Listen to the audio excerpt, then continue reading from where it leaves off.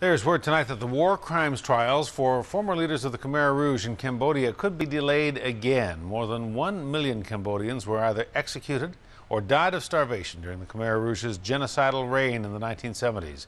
And today the scars still linger. Over the past 2 nights, 8 Channel News reporter Shachi Kurl has brought us stories from Cambodia through a fellowship from the Jack Webster Foundation and the Canadian International Development Agency. Tonight, Shachi introduces us to a Canadian journalist who is learning just how deep those scars still run. Shachi joins us now live with more on the story. Shachi. Well, Hudson, living in an established democracy like ours, we probably take our ability to speak our minds and criticize our government for granted. That is not the case in Cambodia, and it makes reporting the news that much more difficult.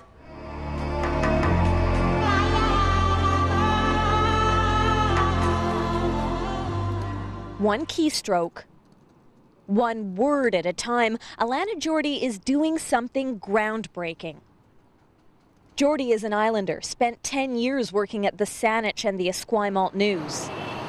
Now, tucked away at the University of Phnom Penh, in an office equipped with good computers and bad yellow curtains, Jordy is helping build this country's fledgling free press. These people they're basically starting from scratch. There's no shortage of mass media in Cambodia. 9 TV stations keep a steady diet of idol-style singing shows on the air. But hard news, not so much. In hotel lobbies, newspaper racks carry publications from Bangkok, not Phnom Penh. Cambodia's darkest hours arrived amidst the turmoil of civil war. April 16, 1975, Khmer Rouge troops take control of the capital. Cities are emptied, their residents forced to the countryside. At makeshift prisons across the country, at Tuol Sleng prison in Phnom Penh, the nation's educated are targets. Doctors, scientists, teachers, lawyers, anyone deemed enemies of the state are executed here. Once a French-language high school, classrooms become torture chambers. Hallways house cramped cells, and so no one could jump to their deaths, buildings are wrapped in barbed wire.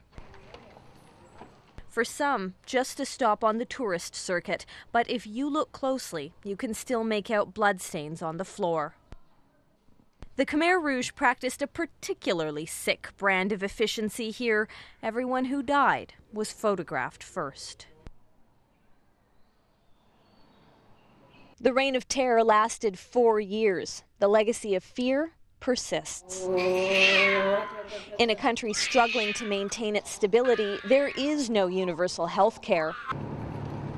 Good roads are at a premium, and so is equal access to education.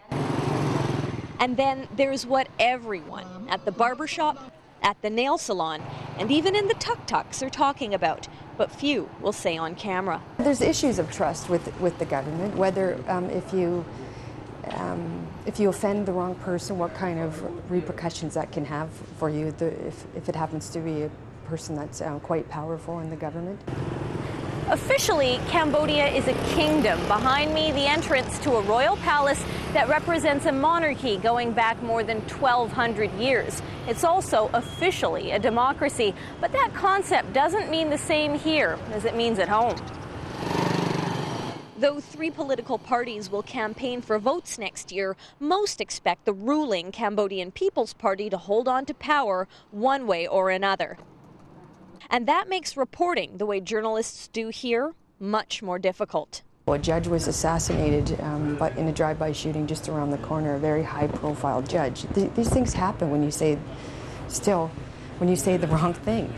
Will the market crash story go on page 8, where the oil story? Jordy says the paper's success and that of a truly free press will depend on her young staffers. The average Cambodian is just 20 years old, and that's just who Alana is working with. This is just one step in a series of long-term plans that also include the creation and launch of a TV station and a radio station. When that happens, she'll have help. When Hang Sunling escaped the Khmer Rouge with little more than his life, Canada opened its doors. He raised a family in Ottawa, and now he's back, writing for the paper. It looked like we have freedom in some sense, but the reality, we're still afraid to voice our concern. In spite of their work, Jordy and Sungling's lives here are not entirely authentic. As holders of Canadian passports, if the going gets tough, they can always get out. But for now, they are key participants in a new and far better social experiment. The hope is that by stabilizing the country, they'll have more opportunity to prosper individually and as a community as well. And the day that happens, it will be front page news.